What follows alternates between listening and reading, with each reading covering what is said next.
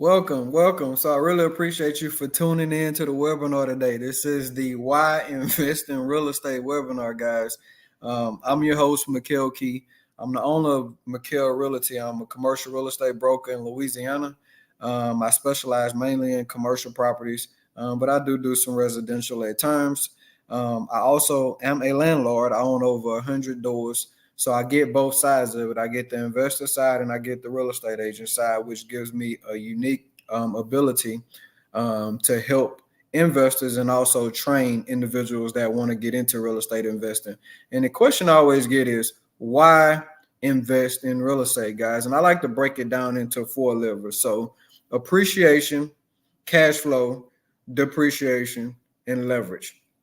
And if you can get really good at understanding those four concepts, you'll be able to analyze any deal and you'll be able to be a very successful real estate investor, because that is the foundation. Appreciation is simply the increase in value in real estate over time. So just to give you an example, if you live in California, and you had a family member out there that passed away and y'all inherited the house. Now the house is worth $1 million.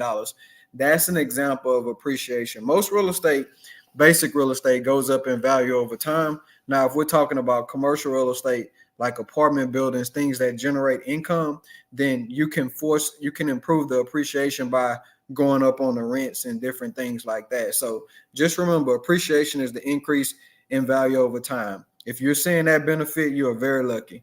Cash flow is simply rent. Most people know what cash flow is. They just hear it in terms of rent. That's cash flow.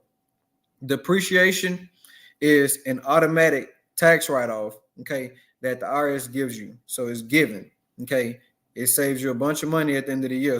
There's so many other tax write-offs that you get in real estate. You can write off a portion of your mortgage payment. You can write off maintenance. You can write off just about anything you can think of. You can write off in real estate. So that's really one of the biggest reasons everyone should invest in real estate. And also leverage. When you think about leverage in real estate, so you think about the down payment. So if you're using FHA, VA, something like that, then your down payment is obviously a lot smaller. FHA is 3 to 5%. But when you go to commercial properties, conventional loans are typically 15 to 20% down. But let's say you're buying $1 million apartment building and you have to put 20% down. You're spending 20%, $200,000 to control $1 million piece of property. Now, when you combine cash flow, appreciation, and depreciation into that asset, then you're getting so many different benefits from controlling a large piece of real estate for a small percentage down to own it. Okay, so that's the benefit of leverage. So let's go to and for the sake of these slides, guys, don't worry. I'm gonna put a link in the comments. You can click the link so you can have access to my latest book for free. And then also you'll get all of this. I'll also post a link of my private Facebook group. I got all these in the file section. So you can just go through, click, and pluck out what you need. So we just talked about the taxable benefits. So why would you invest in real estate? Number one, you can invest in real estate while keeping your day job. So you don't necessarily have to be a full-time real estate investor to be successful. I would even argue that, it's better if in the beginning, especially if you have a 9 to 5, because you think about what a bank's going to require for you to be able to borrow money from them. They're going to need your last 2 tax returns, your last 2 pay stubs, W-2s, and all of that. So if you're a 9 to 5 that's making pretty good money, you're in a much better position to take advantage of investing in real estate, and you can create your little nest egg while you're working, which is very good. Okay. So when we think about, the different types of real estate investing out there, so we hear about, raw land, and not that many people invest in raw land. Well, new investors, because they don't really know what to do with it. But if we're thinking about raw land, there's several things you can do with raw land. Okay. You can subdivide. You can take a 5-acre tract and you can break it down into 1-acre lots and you can sell them. Or you can take a piece of raw land and you can do like I did when I first got in the game. You can build a house on it to flip and sell, or, if you want to be technical with it and you want to, get into the industrial industry, if you got a large tract of land, like a 10, 15, 20 acre piece of land, You can find, an industrial company that needs a yard for their trucks. Or they may, be providing fiber optic cables, to the area where you live, and they need a place to store all their materials. So you can rent your land out there. So many different ways that you can monetize raw land. You just have to partner with an experienced real estate broker and allow them to help you put a plan together. Okay. But for the sake of raw land, we can subdivide, we can develop a house on it, we can rent the land out we call that a lay down yard, or you can develop something like an apartment complex on it. There are a lot of different things you can do. Don't overlook raw land. Okay. Now, secondly, single family houses, probably the most common real estate investment out there. And the reason why is because a lot of smaller families who once bought a house, then they were forced to upgrade, get a bigger house, and then they kept the smaller house to rent out. So that's why we have so many single family houses. It's the most popular asset class out there. But you got to think about it. A duplex, which is 2 units, triplex 3, quadplex 4, they're also considered residential. Okay. And the advantage of residential housing is it qualifies for government funding, which means that you can use 3 to 5% to buy as long as you live in one. So single family houses is a very good investment for first time investors. Okay. You can house hack, live in one side of a duplex, rent the other one out. Think about it. If you do that, you're going to get access to what? Cash flow, depreciation. You spend 3%, 3 to 5% down. So you utilize leverage to control a large asset with a small down payment. Okay. And as you're paying the mortgage balance down, your net worth is steady going up because you're creating equity. Okay. You're creating equity. And then also, if you're in an area where appreciation is kicking in, then you're taking advantage of that as well. So duplexes are a really good place to start. Duplex, triplex, quadplex, single family house. The next asset class is small apartment buildings. Okay. So small apartment buildings are typically 5 to 50 units. And you think about what's the advantage of owning a small apartment building. So let's go back to the 4 advantages. So with appreciation on an apartment building, I want you to know that you can improve the value of your apartment building by increasing the rent and decreasing the expenses. So when you bring in more money, okay, then your net operating income is higher. So now your asset is that much more valuable. Okay, you're creating equity. So that's the main advantage of owning an apartment building outside of the scale. So you think about if you own one rent house, and a hot water heater go out, it's going to cost you dearly. But if you own in 5 to 50 units, then obviously if you have one unit that has an issue, then you got 49 other units, that can help take care of that. So scale kicks in.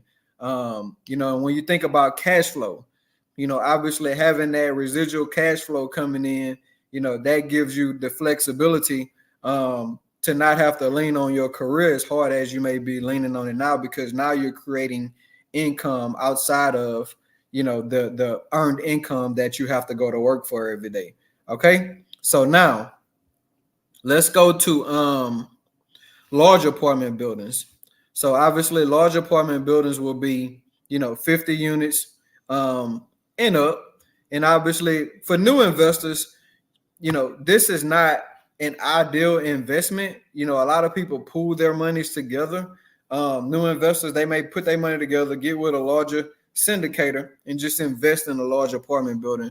But just for the sake of owning a large apartment building, it's the same as, the 4 main points: appreciation, depreciation, leverage, and appreciation, depreciation, leverage, and cash flow. Okay. Now, commercial properties. I'm not going to talk too much about REITs. You can hit the stock market for that and just put your money in it like investing with Walmart or anybody else. For commercial properties are a really good asset class to own. Okay. If you stay in tune with your local government. Okay. So the advantage of owning a commercial building is what we call a triple net lease. And just to make it simple for you, that means that your tenant is going to take care of pretty much everything, maintenance, taxes. You just collect the check every month. So your bigger buildings like your Targets, your TGI Fridays, your steakhouses, all of that. They're in commercial buildings where they pay rent to a landlord. Wendy's, some of the most famous chains out there, they have landlords that go around the country with them and do nothing but develop property. Dollar General. So, they take care of everything. All the landlords do is develop, own the building, collect rent. Okay. So most of your commercial landlords, they don't do anything but collect money. They don't have a tenant calling them at night about a leaky faucet or any of that. So commercial's good, but you also notice around the country there are a lot of empty commercial buildings, right? Because the movement of the local economy has moved in different areas, which is why I say if you're going to invest in commercial property, you need to have a good idea of the city planning that's involved, so you don't invest in a bunch of property that's going to be empty after a while. Okay. So let's keep going. If this information is helping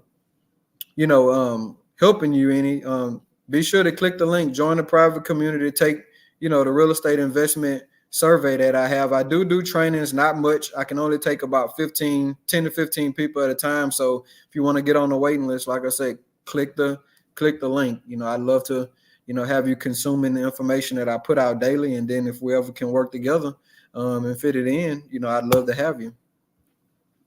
Let's talk about mobile homes. Okay. So mobile homes are a really good asset class to get involved with. Okay. Cheaper, but now due to inflation, mobile homes are renting for the same price as single family homes. So you think about, I had a friend that was buying, mobile homes for $2,000 and renting them out for $500-$600 a month. That's going on all around the country. So you think about the barrier to entry into real estate investing.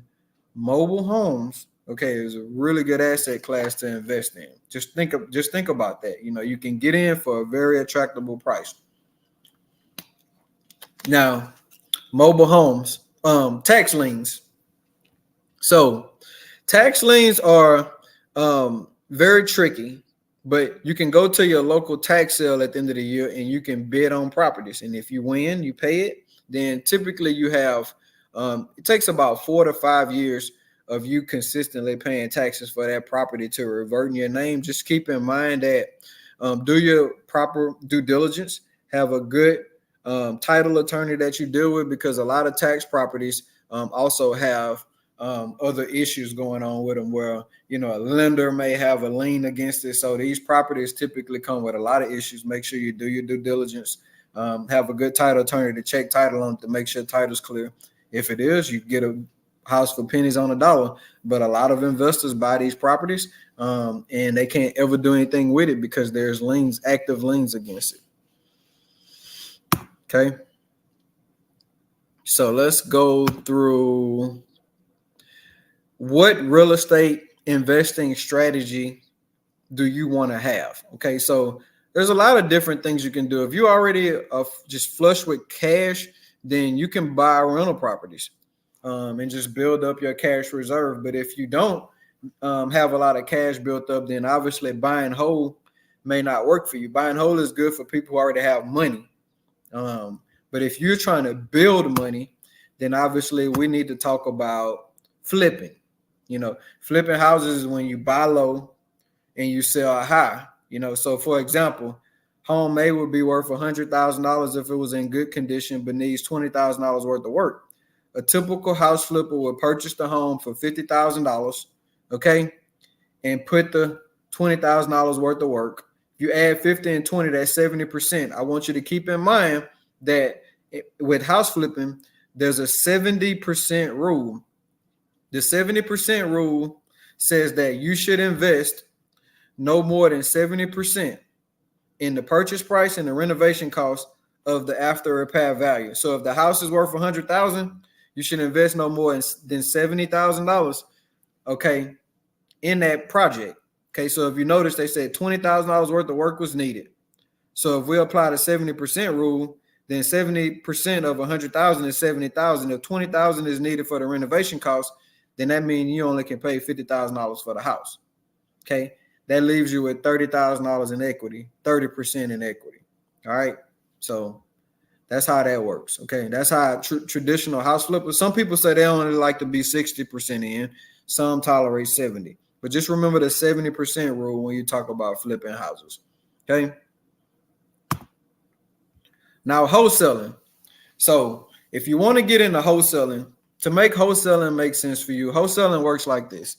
Let's say I own a property that I'm trying to sell for $100,000, but the property may be worth 150. A wholesaler would call me and say, "Hey, I'm interested in buying your house." You say, "Okay, great. Would you take 50,000 cash if I can close in 30 days?" And you'll say, "Yes, I would love to." Okay, cool. Let's get it on the contract. So you'll sign a contract with them as if they're going to buy your property.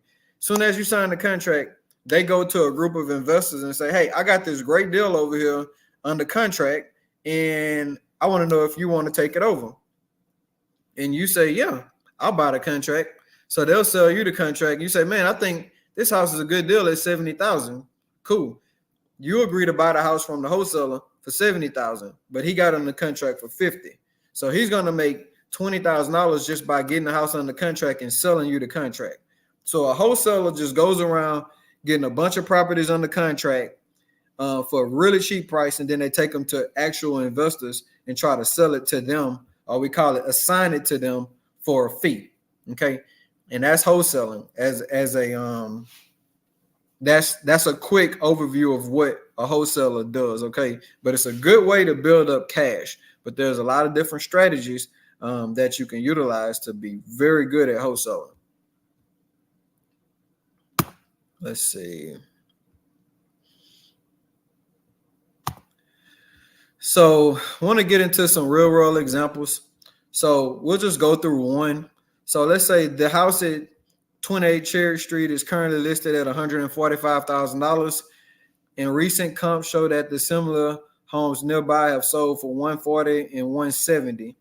And the 28 Cherry Street property needs about $25,000 worth of work. Therefore, if you pay 145 for it and put 25 in it, you've already spent 170. And that's before closing costs, holding costs, selling costs, unforeseen overages, and other fees that you'll end up paying. So you will likely be underwater. The cost is too high. But however, if a similar home was valued at 225, you would be fined, and you would indeed make your profit by buying that house for 145. So just remember the 70% rule. If you can develop a good strategy on how to determine what a property is worth, okay, the after repair value, then you would generally be really good at determining what to pay for a property. You need a general contractor who can come look at the property and give you a good cost on it. Okay, so now if you know the ARV and you know the cost of repairs, then you just subtract that to get the cost that you're going to offer to pay for the house. Remember, no more than 70%. Okay, no more than 70. So how to find investment properties right now? Online. Online, there's so many different websites. Like I use Realty. I use batchleads.com, where I can go in and just type in a property, and it'll give me who the owner is. It'll give me, sometimes it can give you some mortgage data. AI has kind of taken over the real estate industry, and there's so many different tools you can use to research properties. Okay, but I would say how to find investment properties. Early on investors, I would get them straight into the AI data so we can work smarter and not harder. Let's see. So creating your selection criteria. So there are a number of different items to consider adding to your criteria list as an investor. Obviously, town, neighborhood. Some investors have a preferred property size. Like I like 1,200 square foot houses. number of units. Some investors say, hey, I only like to buy 20 plus unit apartment buildings. Cap rate is a way that investors calculate how much return they're going to get on their money, the capitalization rate. Some investors say, hey, I don't want to buy a property unless it fits into like a 10% cap rate. Some investors buy based on cash flow, and some investors buy only on appreciation potential because they know that's the fastest way to grow extreme wealth if you buy an area that's highly appreciating. Okay, so um, so understanding the rules of investments, we already talked about the 70% rule.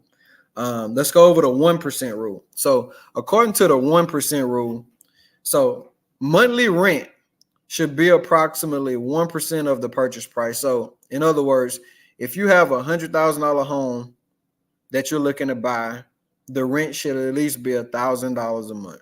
$50,000 home, the rent should be $500. So what I will say is that just keep this in mind, that if you find a deal and it's 1%, it fits into the 1% rule. It doesn't mean buy it. It just means that this has the potential to be a good deal. So you start due diligence on it. You start looking at the financials. You walk the property to see what kind of condition it's in. So there's so many other things that could kill a deal, but just know for the sake of the 1% rule, if a property fits into the 1% rule, it just tells you that, okay, it's time to start looking closely at this property and maybe get it under contract. Make sense? All right. Let's go with the 50% rule is a good rule of thumb that will help to fairly accurately predict how much a property's expenses will cost you each month. So the 50% rule simply states that 50% of your income will be spent on expenses, okay? Not including the mortgage payments. So as mentioned above, most real estate listings will identify the monthly income of a property.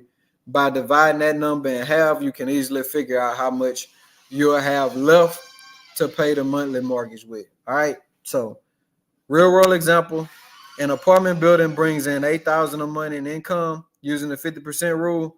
We're left with $4,000 for expenses. Okay. If the monthly mortgage payment on the property is $3,500 a month, you can reasonably assume a monthly cash flow of $500. 50% rule. So 70% rule, 50% rule, 1% rule. Just those three terms right there makes the webinar all worth it. Okay. So we already talked about the 70% rule. And so that is it for today, guys. If you have any questions, feel free to let me know. And obviously, like I said, I put all the links in the comments, guys. I would love to have you a part of my community so we can go deeper. Today is just about teaching the basics of real estate investing and what that look like. And anybody could be successful in real estate if I can do it. I have 100 units, 100 plus units, 105. I'm a real estate broker too, so I put together large deals for investors, and I know that I can help you. As stated earlier, guys, I only have maximum capacity to train maybe 10 to 15 people at a time. So you can join my free community and take the survey, which you'll get on the waiting list.